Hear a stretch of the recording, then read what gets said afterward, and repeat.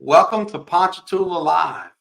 I'm your host, Parker Layrisson, and today I've got a fantastic guest, one of my favorite people in the world. I watched him grow up as a friend of my little brother, and he's super talented, down to earth, humble, appreciative, funny, and so much more. You're going to see a lot of this guy's humor in one of our former guests who's been on the show. His sister preceded him as a guest on Ponchatoula Live. They have a family business. We're going to learn all about that, about coaching football in college and high school and so much more. So with no further ado, I bring to us my dear friend Justin Franks. Justin, welcome to the show. What's going on, PK? Good to see you. It's so good to see you. Why don't we kick things off with you just telling our viewers and listeners a little bit about yourself?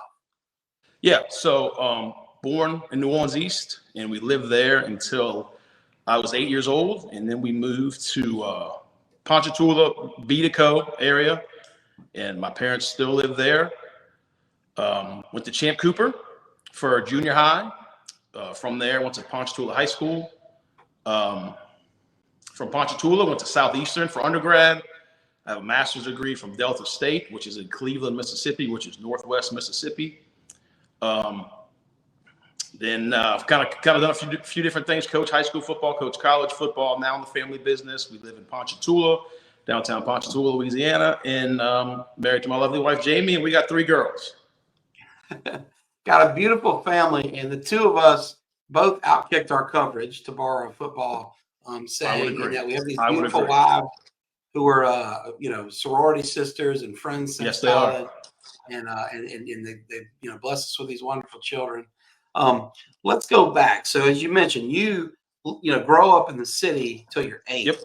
And then you move to Beatico. And this is not the Beatico of 2023, which is now the power player running Tangipahoa Parish with a sheriff and a clerk of court and kind of a tax assessor with some ties. This is the Beatico that did not have DSLD and DR Horton subdivisions in every direction. It was the sticks. What's that like as a culture shock, going from the big city to the outskirts of Champ Cooper territory? Yeah. So we moved there in 1989, and a little bit of a shock. Yeah, I mean it's New Orleans. You're in the city, going to school. I went to school at Lake Castle, and so you're in the mix with it's a co-ed school, so you're in the mix with the kids who are going to go and be Jesuit, Brother Martin, Dominican, all those girls, Catholic. You with the Catholic League. Yeah. People, and then you moved to Beatico, but I was kind of young, so I didn't really miss anything from New Orleans. But you moved to Beatico, and it was the sticks. I mean, we're riding 4-wheelers, riding bikes in the woods, walking in the woods, stuff like that. I guess at 8 years old, you're not buying your own Dixie beer and po' boys yet. So no, just a kid playing in a city yard to a kid playing in the you're just out. You're just a kid, man. So kids adjust faster than adults. So you're just doing around the woods and fishing and hunting and riding 4-wheelers and go-karts and 3-wheelers and just doing stuff like that. So well, when you got to town as an 8-year-old with no friends here yet, who'd you meet early on in that going, and what did y'all get up to? Man, so it was kind of crazy. So even though we did live, my parents lived on 8 acres. Certainly the woods back then. I was lucky that one of my best friends growing up for a long time was a guy named Buster Stanga. Stanga's a big name in Ponchatoula, and they lived back there. And he was actually in Beatico. Yeah. Shout out to Gary Stanga, who's been on the show, our excellent clerk of court, and of course he's from out that way. Yeah, so I met Buster kind of real early there, and we lived. I mean, man, I can't tell you. We lived probably 800 yards away from each other, and we would walk that street and it used to be a cow field until they built houses there, but we would walk across the cow pasture and walk to each other's house all the time, and just were buds for a long time, and that was my guy for a long time, and then played a lot of sports together. You play sports. I mean, we played everything: basketball, baseball, played football when you were of age. So I mean, we just kind of did all that stuff. So that was my guy at Champ Cooper, and when I was at Champ Cooper, friends with Justin Rayford and, there's a kid named Lee Terrell, who's from his mom taught at A-Meet. He went to A-Meet, but she also taught at Champ Cooper when we were there. So, it's kind of what we did, played sports and whatever you could get into. I always had fun when I would go stay with my Champ Cooper buddies, JJ Gill or Jared Gill, for those knowing him as Jared. it was always fun out there, but it was different than growing up on 7th Street in Ponchatoula. Oh yeah, I'm even Memorial Park's the biggest space you see around. To, like you said, just wide open cow pastures and it was fields and all that. Yeah, it was kind of crazy. I didn't realize this till a couple years ago, but there was like a famous Budweiser commercial or something. It was filmed on Beatico Creek, and they even say the famous Beatico Creek. I can give you even better intel. So that's my dad's best friend filmed that commercial. Okay. Some of our viewers that go way back. Who's that? Is that Hobby Morrison? Scott Hobby Morrison's Morrison? dad. So Hobby is the son of Congressman Jimmy Morrison. Yes, that's right. 20 years in Congress. That's right. They have that stuff. They have that room of his, or they used to, in the Southeastern Library, and I used to love going up there. Yeah. I think it was the 3rd floor, maybe. It is. It's the 3rd floor of the library. Yeah. And he donated all of his stuff. All that stuff, and it wouldn't be a lot of people up there, but he had a lot of cool stuff. I mean, he was around JFK and other presidents. I mean, he was, for sure. And I got to know Hobby from my time at Southeastern. So because he did Hobby did a lot of the video production for your football team over there. Yep. So take him back a little bit. So Hobby's father is probably the most prominent politician from our area. Has to be. Yeah. That's Morrison Boulevard in Hammond. Is named for him. And as I mentioned, he was in Congress about 20 years. My Hammond office, which is right across the street from Gary Stanga's clerk office in the train depot, was Congressman Morrison's childhood home. Okay. And we have some of the same photos there that are located in the library that you mentioned. But my favorite is President Harry Truman eating tangible strawberries with Congressman Morrison. Yeah. It's just not cooler than that. But Yeah, his son Hobby who was my brother's godfather. That's my brother Bree's godfather. Just a great friend of our family, our entire lives. But he's one of the most talented film guys you ever meet. Yep. And he did some of the biggest commercials of our childhood in the 80s. He did the Budweiser Clydesdales running up and down the Pacific Ocean beach.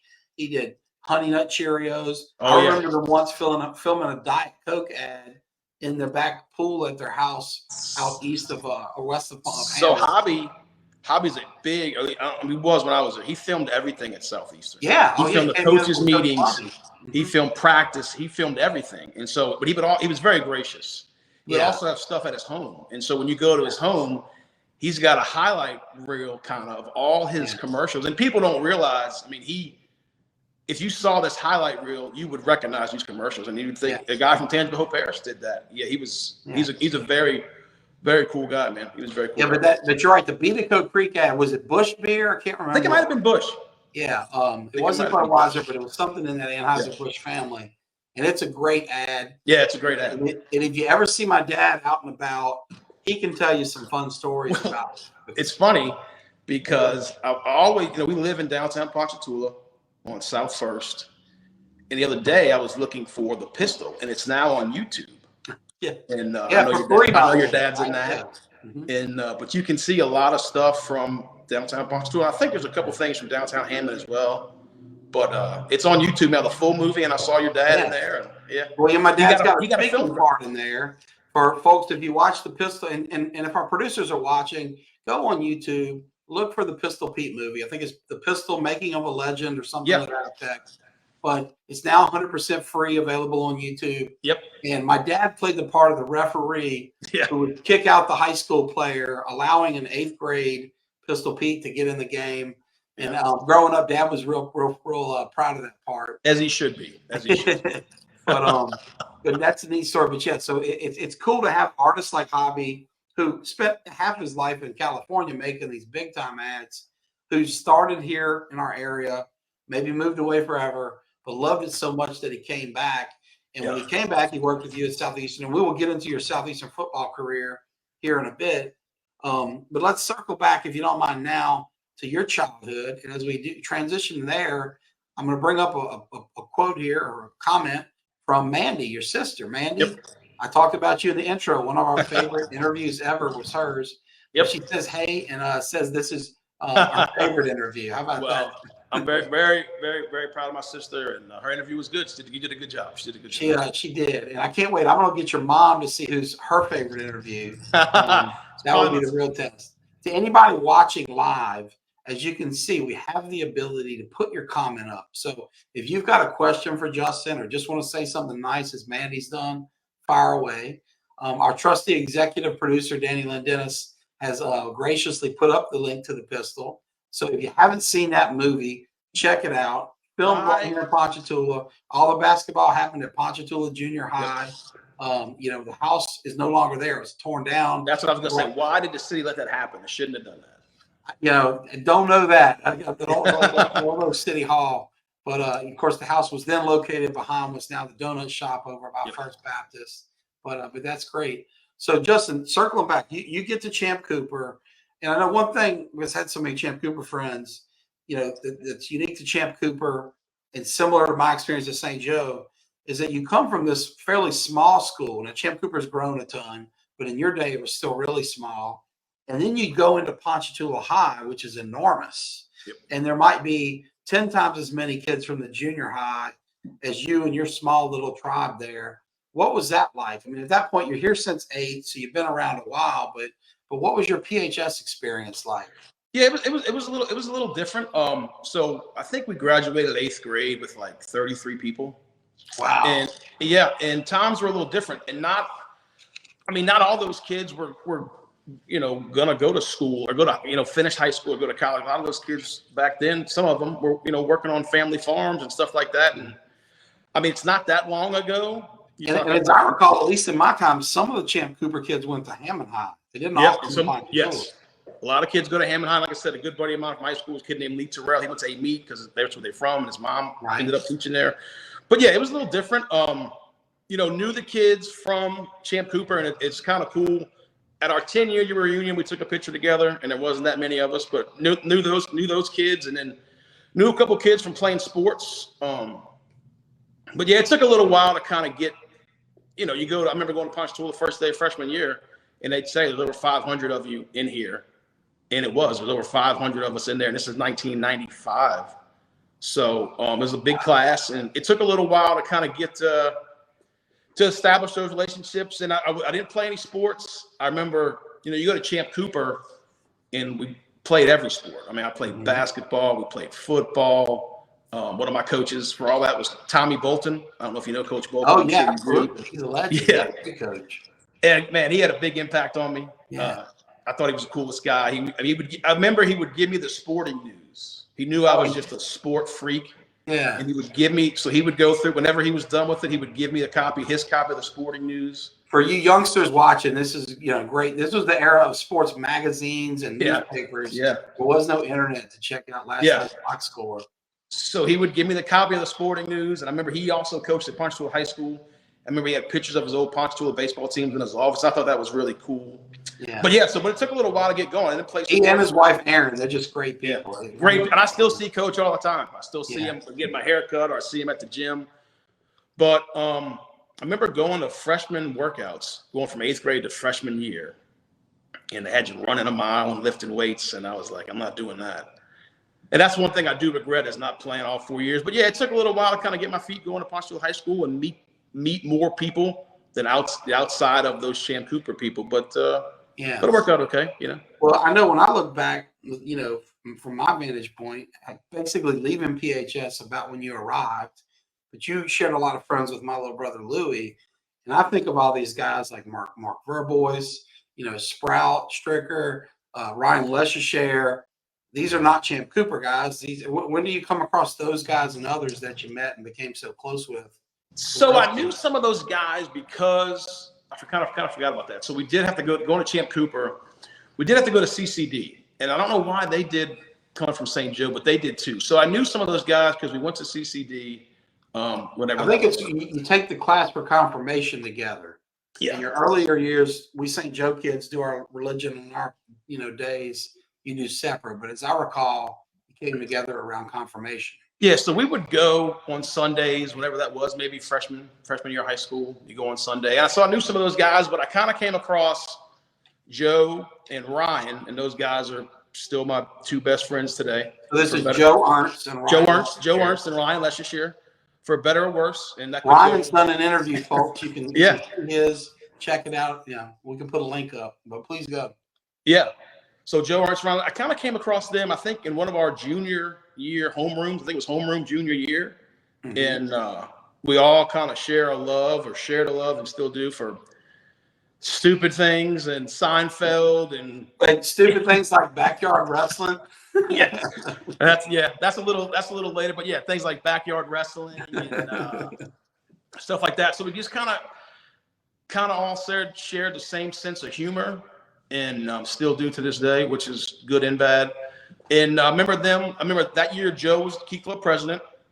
I don't know if we want to get into Key Club thing yet, but we can. I would love to. You're talking to a Yeah. Key Club president. Yeah, that's right. I know. And of course, I've interviewed Mr. Danny Williams, who's like the godfather of the Key Club. Yeah. And for those that don't know, Key Club is a service organization at the high school level that's under the auspices of the Kiwanis Club. And here in Ponchatoula, we have perhaps the best Key Club, not only in the state, but in the entire South, or one of the best in the nation. And I would give the lion's share of the credit to Danny Williams, who made that happen. But each year he cultivates outstanding leaders. Several Lesher shares, Joe Ernst, as you mentioned, a couple of Layrisson boys have served in those roles. And I know it had a huge impact on your life. So tell us how you fit in with Key Club, Justin. It did. It had a big impact on me. So I met Ryan and Joe, and I remember, being like, hey, come check it out. Come to Key Club. And you're right. At our school, and I've taught at a few schools, and just from being in Key Club, it's not as big a deal as it is, or it wasn't. But for some reason at our school, it was kind of the thing to do. And that's when I got in Key Club. That's kind of really where I met a lot of people that I was friends with in high school. Ryan and Joe, and then your brother Louie, who I met. Louie was a freshman. We were seniors, but he kind of fit right in with us. Will Sims, Kevin Rayford, those are all Jeff Leshear's buddies, but it was kind of cool because it was the thing to do, but it was also service oriented, which I thought was really cool, man. And we, how it is at Key Club, man, you're doing all kind of stuff. So you're working football games, you're working basketball games, you're just kind of doing whatever needed to be done in the community. And I thought that was neat that it was kind of the thing to do at our school, but it was service based. And it was part of the brilliance of the way Mr. Danny set it up, because you had to do a minimum of 50 hours community service just to stay in. I remember that number seared in my brain because as president, I kicked out my brother Bree for being behind on his hours. Wow. As you can imagine, a big phone. Wow. I didn't know at the time he'd be carrying a gun to work when we were adults. I probably would have thought. But I remember some of us, like some of the guys you mentioned, Kevin Rayford for sure, who served on my board when I was president, before he was president, we would get 500 or more personal community service hours each. And so you have all this service to the community, picking up trash on the weekend, visiting little old ladies at the senior center, you name it, we did it. But he somehow kind of made it cool to do it. And you'd show up, your friends were there tons of pretty girls, and it was just it was like a good-hearted fraternity or sorority before there was such a thing in our life. And you're right. Not every school cracks that code and figures it out. No. And we have something special here. Bringing you back to your Key Club days, there's a comment here. Our mutual friend Ben Richardson, my younger son's godfather, comments here. Better trio, Harry, Hermione, and Ron, or Joe, Ryan, and Justin. He says he's torn, and yes, Ryan is the Hermione of the group. Ben, I know Ben and his brother. Ben and his brother, both Key Club guys. Will. Will, it was great. Yeah, he was great. It was great. I mean, just being, and then when you get in, Mr. Danny and Mr. Harry Gabriel, may he rest in peace. They just did a great job, and they kind of let you find yourself, but also guided you. We did a lot of stuff. You're talking about, it seems kind of simple, but making scrapbooks or deciding who's doing what or who's going where or where you need people at certain locations on the day. If you need people at the community center, or if you need people at the football field, or you need certain people for Lindsay's, whatever you're doing, they kind of let you lead, but being there to help. And they were great in that aspect. And it was also great for me to meet people like yourself and, Kevin, Jeff Leshear, Jeffrey, Angeletti, Sprout, Verb, Mark Verbois, Jason Angeletti, Mark Stricker, Jeffrey Aaronsing. It was great to meet those guys, because those guys were kind of the guys you looked up to in school, but they were also a major, like I said, doing service around the community. So it was good influences. And then we all kind of looked out for each other. And it was great that, Ryan had an older brother like Jeff, because Jeff kind of looked out for us too. And so, and to be honest, not to take, but so did Ryan's sister Heather Leicestershire. I mean, Heather kind of looked out for us too, man. I mean, it was really cool. I mean, it was Well, and being a Key Club was a blessing. So it introduces you to some of the great families in town. You know, For sure. Big families like the Strickers that have all these boys, and the Leicestershires who have boys and girls, and the Rayfords. You know, but it's funny you mentioned Jeff. He is such a great protector of little brother types, and he and I were chatting today, and we had run into an issue with some lawyer was not treating one of his junior lawyers that well. And man, Jeff sprang to action and really had to check somebody up. And that's just his nature, you know. He's but yeah, great people. Yeah. So Key Club clearly had a big impact on you. Yeah, it had a big impact on sports. Yep. Who were some of the people at the high school level, whether it be coaches, teachers, other influences? When you think back to that time, other than your friends and contemporaries who you've mentioned, who are you grateful for that helped guide you and put you on the path that you ended up taking? Well, I talked about Coach Bolton a little bit. He kind of was the first guy. He was great. Yeah, he's kind of the first guy that I was like, man, this guy's cool. You know, like he gets to wear shorts to work, and he's got the sporting news and stuff like that. But as far as Ponchatoula High School, Coach Jeff Lyons had a big impact on me. You know, I didn't play that much. I wasn't a very good player. But Coach would always, you know, when you're a football coach, there's always, you know, they go to clinics and there's coaching magazines and coaching books, and he always had a ton of those in his office, and he would let me look at them, you know, let me keep them. I still have some that I never gave back to him. But the Coach Lyons had a big impact. You know, Lisa Thompson, who's actually Ryan's aunt, was one of my favorite teachers. I had her for sophomore English, and she was kind of hard on us, but she's a really good teacher, so she's one that stands out. I say Coach Lyons. And then, to be honest, like my friends Ryan and Joe, their parents. I mean, Mr. Jeff and Miss Kathy are such great people and so nice. I get to see them all the time at St. Joe. They let you go to lunch with your kid or whatever, and they're there with their grandchildren. And just one of my favorite couples of all time. Those are the most genuine, honest, and you know, just they walk the walk. You know, they don't just talk the talk. Listen, they still go to all their grandkids' games. Practices even. I think they still go to all the Ponchatoula High School football games, and they're just great people. And Miss Kathy's so funny. Whatever we were doing, and you know, Ryan will laugh at this if he's listening. Don't worry, we were doing. He's got a big comment here I'm going to bring up in a second. Yeah, whatever we were doing. Hey, what are you boys getting into? We could say the most outlandish thing, and she would always go, if you're going to do that, you might as well just stay in tonight. You know, like that was what she would always tell us. And and I got to let people know. I got to advise people. If you ever spend the night at the Leicestershires household, the elder Leicestershires, it's hot and they get up early. You know, that's what I'll say. Well, I mean, that's old school strawberry farming mentality. They're not going to wait for the AC or daylight. You know, the AC does not go on there, and they are up early. But also, I'd be remiss if I didn't mention Joe's parents. Let me tell you something. Jeanette and Jay Ernst. Our 18th birthday, Joe was out of town doing typical Joe Ernst stuff. I think he was working on a big ship or something for the summer. And it was me and Ryan share the same birthday. And Joe's mom had us over, and we had glasses of champagne, and she made us a cake. And I'll never forget that. That's the kind of people that they are. So, my friends' parents were, and we were over there all the time. I mean, we'd be over there wee hours of the morning. We'd be over there late at night. Talk about great families of Ponchatoula, Ernst family, and work ethics. If you think strawberry farming is tough, go try dairy farming. I mean, that's trickled down to Joe's little brother, Jonathan. Yeah. And Jonathan's great. And his wife, Katie, is one of my dearest and oldest friends. We go way back. And they're just wonderful people. Absolutely. At all levels of the generations of that family. In so many different directions. So I'm going to bring up, I kind of teased Ryan's comment here. And he says, hello. He met you his junior year at PHS. You're still best friends to this day.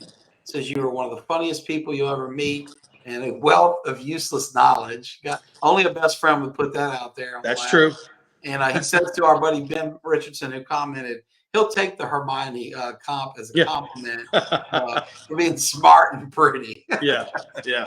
Oh, Ryan, you are a Leicestershire. You might be the mild-mannered Leicestershire brother, but you are still a Leicestershire through and through there.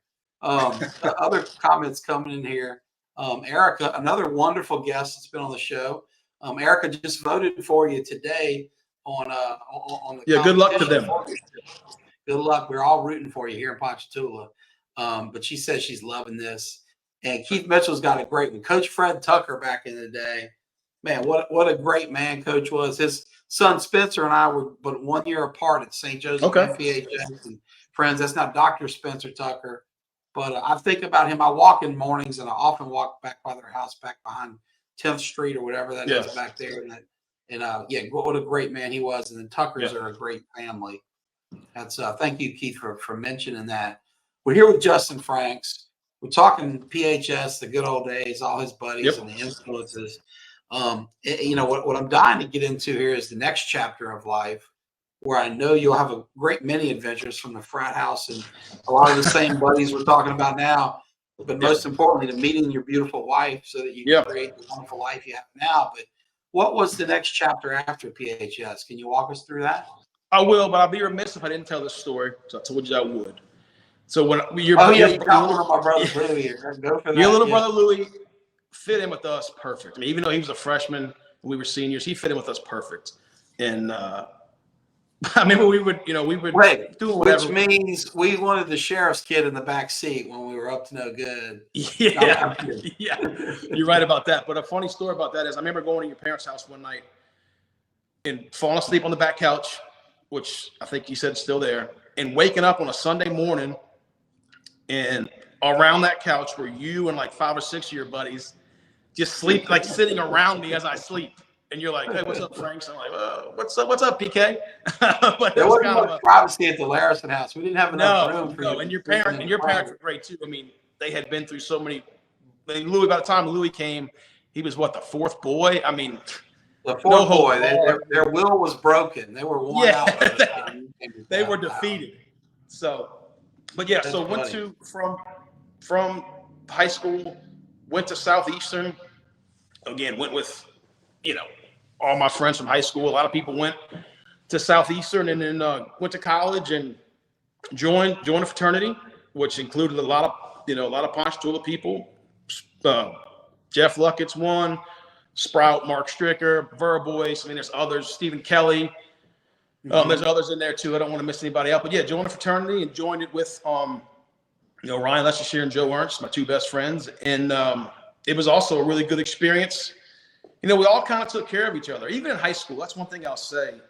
We all kind of looked out for each other, and we looked out for the people around us. And that goes to being raised the right way. I talked about Joe's parents and Ryan's parents, and they were obviously raised the right way. It takes a village. Yeah. It does. It does take a village. It really does. And I think that in college, it was the same way, man. We all kind of looked out for each other. And fraternity was the same way. We had a great advisor, a guy named David Schwab, Doc Schwab. And he would just kind of like Harry and Mr. Danny that, plus now it's college, so it's a little different. But he would kind of let you, do what you had to do, but it was always a good sounding board. So we had a great advisor, and we had a lot of fun, man. We had so much fun, but we all kind of took care of each other, and it was really neat. You were around like-minded people.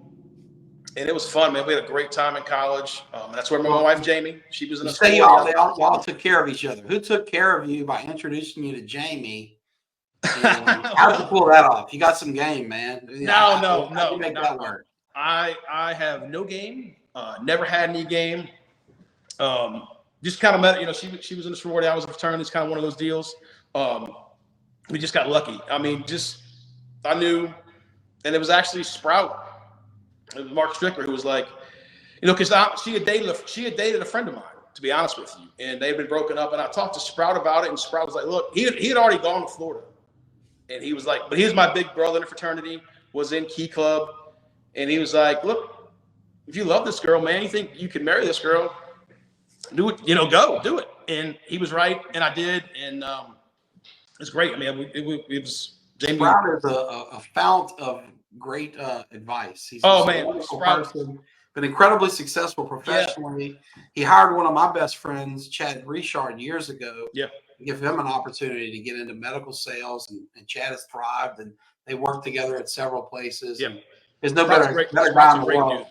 So it doesn't surprise me that you got helped along the way by him. Yeah, He's tell me, and I don't want to pry into too many specifics, but our viewers love stories. Yeah. So share with us, obviously it's through this for the Greek life of fraternity Yeah. and sorority, but you and Jamie hit it off. And how early in college was that? And just tell us a little bit about the romance that's resulted in these. So, man, I was 20. I was not yet 21, and she was not yet 20. So, but I had been in college for a couple years, and I think one of the best things and worst things that can happen to you in college is you get a nickname early on, and I got a nickname that stuck, and it still sticks to this day. Snack Bar was my nickname. I probably weigh what I weigh now. I did lose some weight. I had lost some weight for a long time, but now you look good. You look good. But Snack Bar, that's a tough one to take. But Snack Bar was my nickname, and I'll be honest with you. There's still people to this day. I'm 42. There's people to this day who call me Snacks or Snack Bar. But my little brother Louie has 3 boys, and the middle one's nickname is Snacks. Yeah, he calls one of them Snacks. Yeah. So, but yeah. So we just kind of, we ended up started dating and took it real slow. We dated for 4 years before we got engaged, or 3 years before we got engaged, and then we didn't get married for 2 more years after that. But yeah, she's great. I mean, the best thing that's ever happened to me for sure. I mean, clearly, without a doubt, my better half. So just awesome. A rock. Yeah. Cool. I mean, it's been, I couldn't ask for anything better, anybody better. Yeah. So, I mean, and I don't have any, there's no doubts. Mm-hmm. We don't have any issues. I mean, the issue is me. I'm the issue. You know what I'm saying? So, but she's that sounds familiar. Awesome. Same story here at my house. Yeah. Well, they're buds. You know what I'm saying? So, yeah. They're buddies. So maybe they learn from each other or taught each other. But yeah, Jamie's, the best. No doubt. Tell me about being a girl dad, because I know you have 3 beautiful daughters. Yeah. We just have 2 boys, and I'm one of 4 boys. So I know zip about girls. What have you learned in that? And of course, Ryan helps. Ryan's got 4. It's great. I love being a girl dad. I don't coach anymore.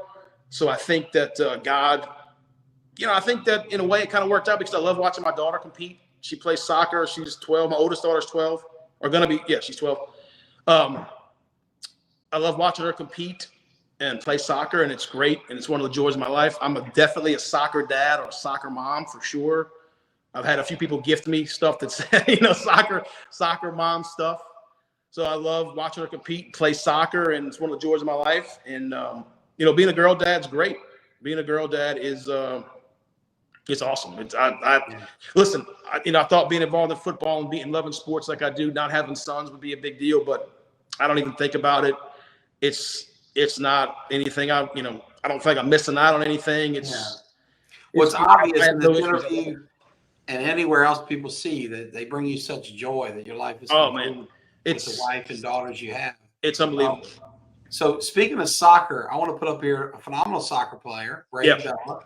Everybody who watched her interview fell in love with her, including my mom, who is now, I guess, a beating buddy with her. I don't know if that's the right phrase. Yeah. But Robin is tuning in. Her mom, Robin, thank you for doing that. And she says, Justin, you and your family are the kindest people. And of course, I agree. And I would just add to that, Robin, it takes one to know one. Yeah, I feel the same way. They're great. They're great, super nice. The years are super. Very nice. Your sister has circled back to chime in that Jamie's been the biggest highlight of your life, besides the 3 fabulous nieces. Yeah. I mean, listen, Jamie's the best. I agree.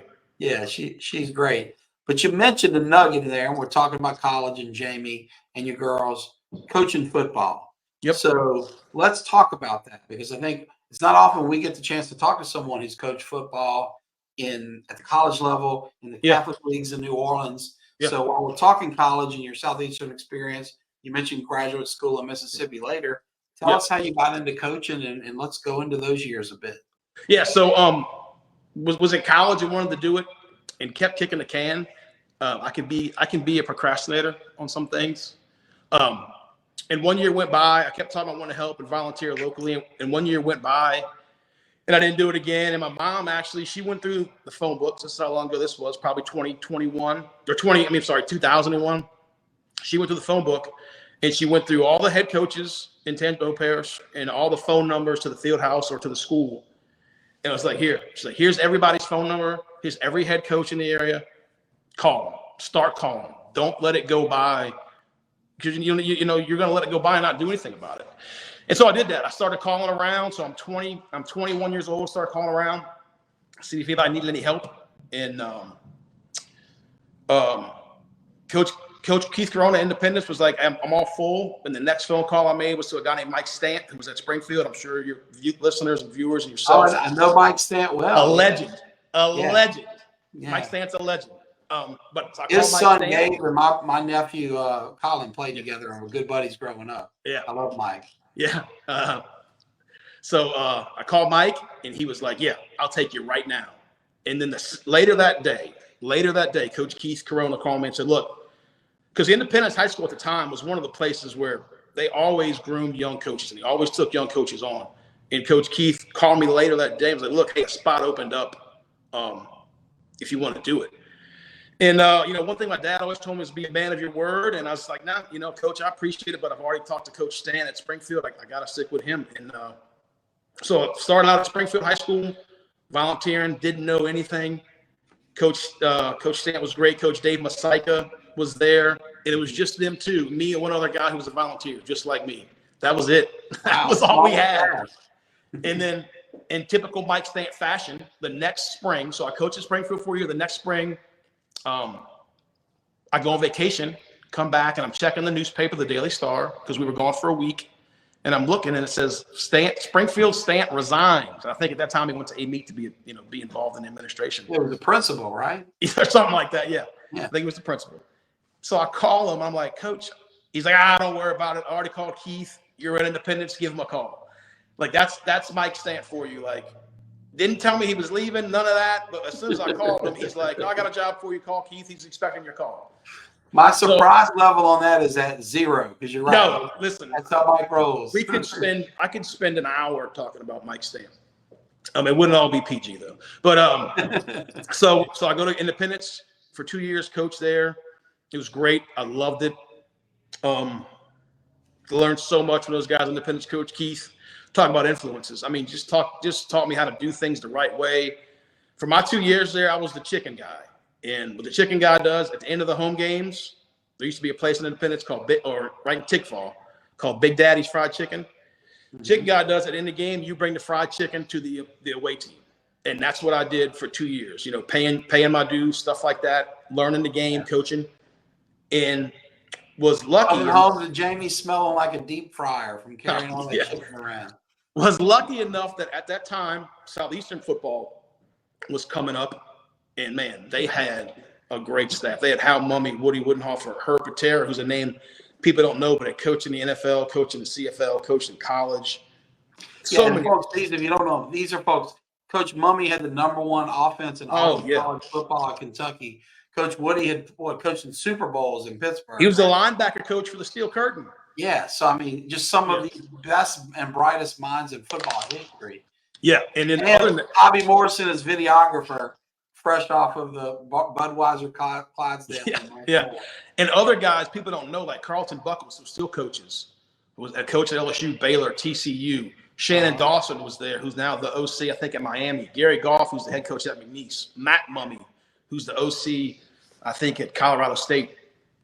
But, man, those guys, it was just loaded with talent. And so I worked there. And I coached 2 years Independence. Worked 1 year at Southeastern in 2004 at the time, volunteering, all volunteer. This is how great my parents are. And every Friday, I'm not ashamed to say this, every Friday, my parents would basically give me an allowance. I think it was like $150 because I wasn't making any money. But my typical day in the fall would be I'd be at Southeastern. This is fall 2004. I'd be at Southeastern from like 8 to 1:30, breaking down film, breaking down practice, just doing whatever they needed to be done. It was just a gopher. I wasn't coaching anything, just helping out, doing whatever they needed me to do. And then I'd go to Independence practice in the afternoon. And if they needed me to, I'd go back to Southeastern and do more. So volunteering, not making any money. Wow. Yeah. And every Friday, my mom would deposit money. Delivering fried chicken on Fridays. Oh, listen, doing whatever they needed me to do just for an opportunity to do it and coaching. And there's still guys out there doing that kind of stuff. But there's let's still take guys. a moment here because, speaking of football players, Terry Crews, we all know, is a great actor now. Yep. successful actor, but of course he has this, rich football background up to the NFL. But I was listening to him on a podcast within the last few days where he talks about working for free, working for as little as $4,000, which in Hollywood is practically nothing. But he was doing it for the opportunity to work with Denzel Washington, to work with these other icons and learn. And that's what you did. I did something similar in the law, which was instead of take the big checks at the big firms that wanted to hire me when I was top of my class, go work in the court system. I worked at the AG's office for less than what school teachers make.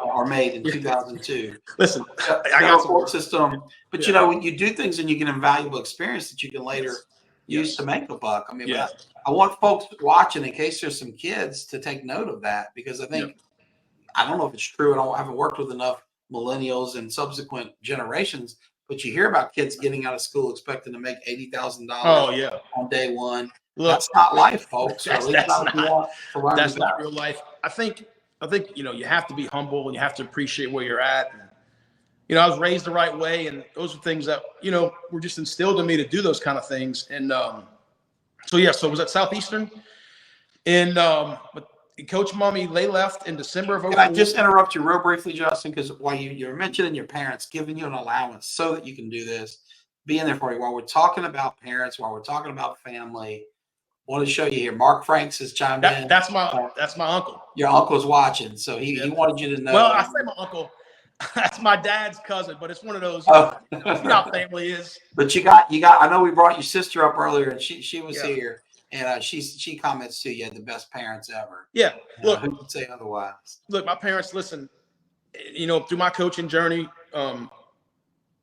they said they put money in my account when I was working, doing all that stuff, volunteering, working those hours for free. And listen, and there was times that I interviewed for a job in Bemidji, Minnesota, which is closer to the closest border is the Canadian border. Wow. Yeah, and it was like a $1,200 flight, and I didn't get the job.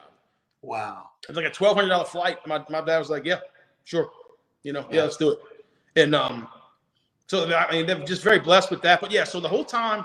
So to get to the coaching thing, so I was at Southeastern. Coach Mummy left, and he was great guy to learn from. I mean, just open to anything. Nothing was secret. Nothing was hidden. Hey, you want to learn football? Come learn. We're willing to take you on. There was no, you're not in this meeting.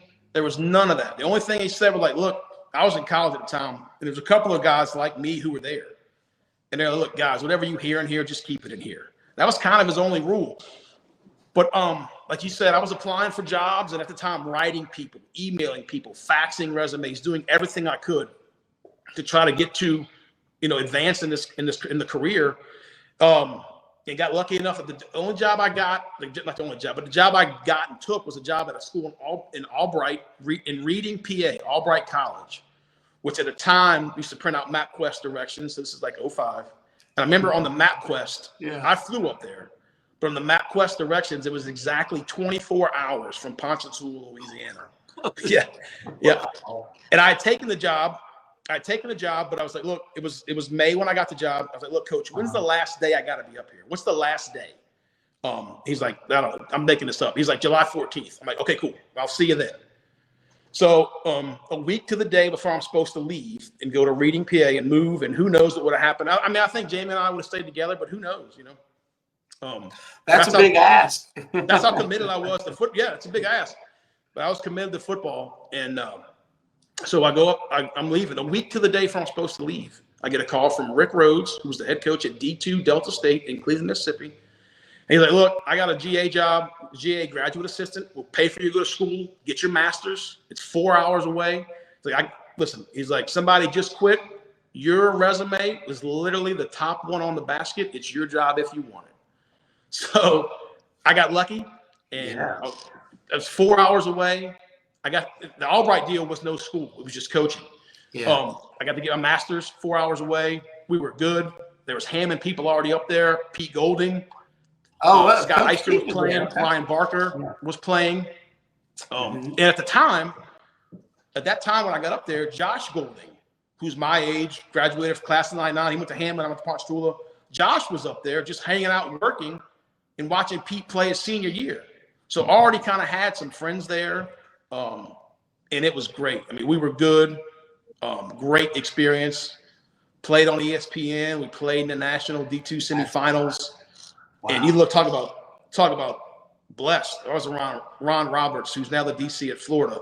Pete Golden played for us and coached with us one year. I mean, everybody knows Pete around here. He's the DC at Ole Miss.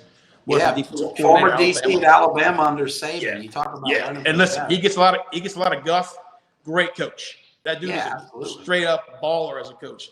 Dave Aranda was at Delta State. Patrick Toney, who's another guy, coaches in the NFL. Carl Scott coaches in the NFL. All these guys, now they weren't all there at the same time I was there, but they have been there in that same time window. A guy named Mike Bloomgren, who's the head coach at Rice. A guy named Mike Kershaw, head coach at Millsaps. All these guys were there when I was there, man. It was just a blessing to be around those guys. And what a rich network, not only from what you can learn on the job, but we always hear about coaching trees, right? Yeah. We know a lot of life is not just what you know, but who you know. Coaching in life is that way for sure. Yeah. So let me bring up a few comments here. Some folks that have been very patient. And Billy Brown, this is earlier when you're talking about your development, all the hard work you're putting in. Says that's why Key Club was so important. Billy Brown, great dude. Also a coach. He's the O-line coach at Ascension Catholic. Oh, great dude. Cool. Great dude. Top guy. Ryan Lesher chiming in to say that David and Barbara Franks are great people. They've been so good to him and his family. And then Jake Miller says football over everything, including Jamie Barnett. At that time, it might have been, that wouldn't be a friend trying to poke you a little bit, get you in trouble with your wife. Jake works with us. He's our business. He's going to be my business partner one day. Listen, shout out Jake was all-state D lineman as a freshman at St. Thomas. So whoa, nice. Yeah, and his brother was a quarterback at Hammond High. I don't think he was all-state though, but anyway. Yeah. Well, that's impressive. My nephew was a standout defensive lineman at St. Thomas, so I'm partial to those kind of guys. So you talk about. Go ahead. And I was just going to say, Brandon Barnes, or Barney, as we know him in the Key Club days, great guy. That's a guy who drive one of my big Mustangs. Think is so cool. One of my big and I had a white Mustang junior year, which would have been his senior year. I love it, Barney. Barney's a great dude. Now Barney had a black Eclipse with the Oakley sticker. Oh yeah, dude, that's nice. That's nice. The two-door. So look, you talk about his sister was my classmate, so I love the Barnes thing. Yeah. All his cousins. Dean was my classmate too. You're great people. You talk about paying your dues. So look, I go, and in coaching, you don't really get a chance to enjoy a lot of things. So I go from Delta State. In December of 2016, we play on ESPN, the D2 semifinals. We're one game away from the championship. But we lose, and then the next week, I was already gone. I'd already moved out of Cleveland, and I'd got a job at Southeastern. And got a job at Southeastern, and my first salary at Southeastern was $11,000 a year. What? And listen, it was a full-time job. I was coaching a position in recruiting an area, which means I recruited Lafayette to Texas. So Lafayette to Lake Charles, I recruited. So I go to sign my contract in HR, and the lady looks at me and she goes, "Son, I hope you get a raise real soon." And I said, "Yes, ma'am, me too." So $11,000. Wow. $11,000. And listen, so the next year, I guess I had done well. And coach brings me in. Coach Mike Lucas was the coach at the time. He said, "Look, you did a good job. I'm going to give you a raise. So I'm going to give you a significant raise. You're going to make $19,500. So I go back, which was an $8,500 raise. And let's remind the folks what year this was in. We're not talking about the 80s, people. This is 08. I got that big raise in 2008. Wow. So you're making the $32,000 a year that I made in 2002 at the AG's office. Seemed like a fortune. So, $30,000, please. So I go in there, same lady. I said, "Ma'am, I know you don't remember me, but last year I signed it for $11,000, and you hoped I got a big raise. So I'm here with my big raise. I make $19,500." And then, but yeah, just blessed. And Southeastern, look, didn't see the best side of it at Southeastern, but I did it. We played in some big stadiums, played at Mississippi State, played at La Tech. We played some those cowbells. Yeah. Oh, yeah. Yep. And listen, even though you're Southeastern, they'll still cowbell you to death over there. Oh, look, I know. And I grew up with family that played and went to school there. Yep. So I always had an affinity for Mississippi State growing up. but we went to watch the Tigers play them one time when a kid I coached, Robert Walker, was playing D line. Stud. Yeah, I mean, great player. Son, Amorion just won a national championship at Michigan and transferred to Ole Miss. Great player also. Yep. But man, those cowbells, they just kill you, man. They'll get you. Yeah. So from there, you know, I got fired, which happens in coaching, and then coached high school ball after that. We lived in New Roads for 3 years. And John Gruden send you one of those visors or hats? Man, I often thought about writing them. You got to get one. Every good coach has been fired. That's right. Listen, there's two types of coaches: those that's been fired, and those that are going to be fired. Then we lived in New Roads for 3 years. I coached at Catholic Ponchatoula for 2 years. Met some great people, great friends there. Jason Chauvin's a great friend of mine. Rob Funderburk, met him there. Then I coached at Redemptress for a year. Towards the end of the Redemptress run, worked with Aaron Weiss, who's still one of my best friends, who's actually buds with Ben Vliet, who's another guy I was friends with, one of Louis' buddies in Louis' class. I love Vliet. I coached him in basketball when he was a kid. Yeah. Doesn't he own like a John Deere dealership or something now? I've heard he's Evergreen Tractors in Covington. Yeah, Evergreen cool. Tractors in Covington. Yep. Shout out to Ben Vliet. Shout out to Ben Vliet for sure. With that Redemptress, then I spent the last 7 years of coaching at Brother Martin in New Orleans, Catholic League, all boys. Just a great experience, made lifelong friends and made some great connections with players and coaches and teachers there. Just a great place to be, and I loved it. And so that's, I mean, it was coaching. Coaching was a great experience. I'm kind of torn how I feel about it. What were the lessons you took away? I know there are a million more, but what comes to mind first when you think about what you learned from those years in the trenches coaching football? I think you've got to pay your dues. I mean, man, I painted fields. I carried chicken. I talked about that. Done everything. You gotta paint the fields. You gotta wash the jersey. Listen, I was whenever I got a coach and I was in my 30s washing jerseys and washing pants, and I mean, you got to do those kind of things, man. And it doesn't matter who does it. It's got to get done. And I don't think I've ever been too big to do anything or above anything. I was never raised that way. Job's got to be done. Somebody's got to do it. And why? The great ones understand that. Bill Belichick did that. Nick Saban did that. Yeah. Today I was at Rotary introducing a federal judge to speak to our little Ponchatoula Rotary Club. Daryl Papillon, who was a great lawyer I worked with many times. He's a dear friend, but he's as big a big shot as they get. Federal judge. There's only about 20 in the whole state of Louisiana, and I know he did it right. I mean, you don't start on third base as a federal judge or the SEC, DC. Have started. Where all the great ones do. Yeah, man, and work their way up. And it's not just, it's in all professions. I mean, there's guys in coaching who don't want to do that now. They don't want to put the time in, put the work in. You have to do that. That was the biggest lesson. I mean, and listen, those who don't humble themselves will be humbled. I think you have to be humble. That was just a great lesson. And I think hard work does pay off. The thing about hard work and the payoff is, I've kind of said this. Can you accept the payoff?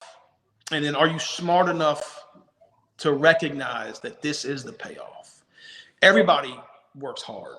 Doesn't mean you're going to be a millionaire. Doesn't mean you're going to be the CEO of a company. Doesn't mean you're going to be the head coach. Look, I've spent my whole life in coaching, and that's what I was kind of saying earlier. I don't know how to feel about it. Did I make it? I don't know. I kind of feel like sometimes I got to the goal line and I didn't cross it. But then again, sometimes I say, look, man, coach on ESPN, coaching the SEC, impacted lives, had lives impact me. So maybe I did cross the goal line, even though I didn't. I never worked at LSU. I never was a head coach anywhere. I wasn't Pete Golding. But you changed lives for the better, and you got all this experience, and you're able to come back and work with your parents. Yeah, who frankly are the people that made it happen for you. The 100%. I mean, without them, ticket to go across the country. Yeah, that gave you an allowance every Friday. Sounds like after you drop off the chicken to the other team, you go pick up a check from mom and dad, and now you have what anybody in the world would want: a beautiful wife and 3 beautiful daughters, and you're living in your hometown near your best friends. Yep. Now, I want to, if you don't mind. Well, before I do, let me say this: our buddy Derek Stroud, who I haven't seen in Yes. ages, but it's a great guy. He says you got to work with his wife and brother. Yes, Martin. very I wanna cool. say that. Dude, But yep, absolutely. We got to I be promised buds. my wife and kids who were on the other side of that door that I'd get out of here by 6, and that gives us only 5 minutes. I do want to talk about the business that you and your family share and what y'all do. So if you can, briefly, let's just start with how you got out of coaching and back into the family business, and then what y'all do. Tell us about the logistics business. So was kind of, driving back and forth to New Orleans twice a day. And when I'm in the city, you're stuck in the city. If anything goes down, there's no help. Look, I'm an hour away and I got practice. I can't leave. I got to teach. Can't leave. Right. So Jamie was a lot of times having to handle everything by herself. And then at one point, I remember being in the classroom and literally feeling like the walls were moving in on me. And I just kind of thought it was time. I loved it. I loved Brother Martin, probably one of, outside of my current job, my favorite place I ever worked. I still talk to those kids. I've been invited to their weddings when they played in college. I had kids invite me to their games. It was great. But I just felt like it was time. And talked to my dad about it. And my dad and his business, my dad's got a business partner who he's known since high school, Mike Miller. And he has 2 sons, but his son, Jake Miller, at the time, had always wanted to do it. And so we kind of worked something out. We worked it out, talked about it. And I came in a month before Jake, but we came in kind of at the same time. And it's a family business. I mean, for years, it was my dad, my mom, Mr. Mike, his wife, Miss Janan. It was, and before that, it was my mom, my dad, and Mr. Mike. And they had a few other employees, Chris Babin, Greg Earls. Those are, they're both local people, but they worked for him. And then Mr. Janan came. So for years, it was just them 4. It was just truly a family business. Yeah. Yeah. And like I brought up Jake. Jake had been in logistics already, kind of, and had worked some customers and knew some customers. So he came in the same time, a month after I did. And a few years later, brought in Austin, who is Jake's little brother, Mr. Mike's, their 3rd child, and brought him in. And so now in our office, I mean, it's me, my mom, and my dad, Mr. Mike, his wife, and his 2 sons. So it's truly a family business. And well, that's so cool to see 2 families. Yeah, it's 2 families, generations. Yeah. And because so many stories don't end like that, right? Or continue like that. It can go wrong in so many ways. So what a testament to your parents and their character and the Millers and theirs. Absolutely. You seem very excited about it. Tell us about what y'all do, So here's what we do. So we're Landstar agents, which is kind of like being a State Farm agent. Mm-hmm. We're our own company, but we're under, the auspices of Landstar. And Landstar is a top 10 logistics company. Yeah, and so basically we kind of do it all. We're a sales office. We go out and get customers. And then what we do basically, what I do based on a day-to-day basis is try to get drivers to haul those loads. So, if we have freight from New Orleans to Topeka, Kansas, our job in the office when we're not out trying to get customers and selling, our job is to get somebody to carry that load, to haul that load for us. To get it there on time. All that. Somebody calls us, say, hey, I got something that needs to go, pick up today. Well, our job is to get a driver on that load, and we can kind of do anything. We do vans. People think 18 wheels, they think of vans, but we do flatbeds, which is the open decks. So you see stuff strapped to the top of a trailer. Flatbeds, step decks, open decks, double drops. We do tankers, ISO tanks, and basically everything besides door to door. What you see in like Amazon, everything besides that we do. We haul it, hazmat. So whether it's hazmat chemicals, or it could be pallets of plastics, it could be raw rubber, anything you can think of, we can pretty much ship it. And internationally, we can ship to Canada, from Canada to Mexico. Out of Mexico, we kind of do it all. And that's impressive. It's an incredibly good reputation in the industry. I've heard nothing but good things about your company. Yep. And the people in it, your parents. Yeah, and that's a tribute to to my dad and Mr. Mike Miller. It's a tribute to them. I mean, they do things the right way. They have, and that business and that company has been able to do, and it's survived a lot of things. I mean, look, I know we're short on time, but a month after I got there and 8 days after Jake got there, we lost our biggest customer. And how did y'all respond when you lose your biggest customer? What comes next? Tell us about that and how. What comes next is through the relationships that my dad and Mr. Mike had with other people, that helped save the company, and that gave us time to work on new customers. And we were able to do that, and we're still there today. And listen, it provides a living for 7 families, and it has for a long time. It was, first it was 2 families, but it provides a living for all of us. And my dad and Mr. Mike have done a great job, and they do it with integrity. Yeah. And it's, it's trust and all those things. You wouldn't be able to do that. I mean, imagine seeing the same people every day. Yeah. In my dad and Mr. Mike's case, since they were in high school. Right. You know what I'm saying? Yeah, that's why they go back that far. But you hit the nail on the head. It's relationships. Yes. In football, we saw that. The relationships for when Coach Mike Stamp becomes Principal Mike Stamp, for you to go right into a great job. Yeah. The relationships you develop, to see that happen at the college level, into the Catholic leagues and whatnot. And heck, that's what happened at the frat house too. That's how people, you have a great relationship with you, introduce you to your wife. We are now, unfortunately, out of time. But I think we got our money's worth out of this hour. Yeah. Dustin, I know you are as busy or busier than I am with a beautiful family. Billy Brown on here. Thank you for staying with your future partner here to the end. Says Landstar Hammond is the best, and no doubt. Before you go, is there anything else on your mind, on your heart, anything at all that you'd like to share with our viewers and our listeners? Yeah, I think and it may be kind of corny, but I think about a couple of quotes a lot, and these are the ones that stick out to me. I think you have to work hard in life, and I think you have to stay humble. And a couple of quotes that stick out to me, one is, good fortune is as light as a feather, but few are strong enough to carry it. So I think whenever you do make it, whatever you do make it, or whatever you consider make it, remember, in my case, the times you were making $11,000, $19,000. And then the last thing I'll say is, this is from the Army Cadet Prayer, and I sent it to my kid, and I'm sure she just deletes it or ignores it. But an excerpt from it, a part of it is, in life, make us to choose the harder right instead of the easier wrong, and never be content with a half-truth when the whole can be won. I think about that a lot, and I send it to my kid. And I think those are quotes, to kind of keep you humble and keep you working hard and just kind of keep you focused on when things get down. You got to find a way to get through. You got to find a way to plow through and dig deep. Yeah. Well, that is great advice. A wonderful way to end the show. Justin, I can't thank you enough for doing this show. I know you're a busy man, and our viewers appreciate it. As you can tell from the comments, you are loved throughout this town by the people you've been with the longest, your family, your friends, your business partners, to people who have met you along the way. I'll share a few last comments here that came in. Your best friend, Ryan, says, great job. Danny Braywick says, we all know Justin knows everything to his sister, Mandy. Yes. Did Mandy hack his account? Let's say maybe.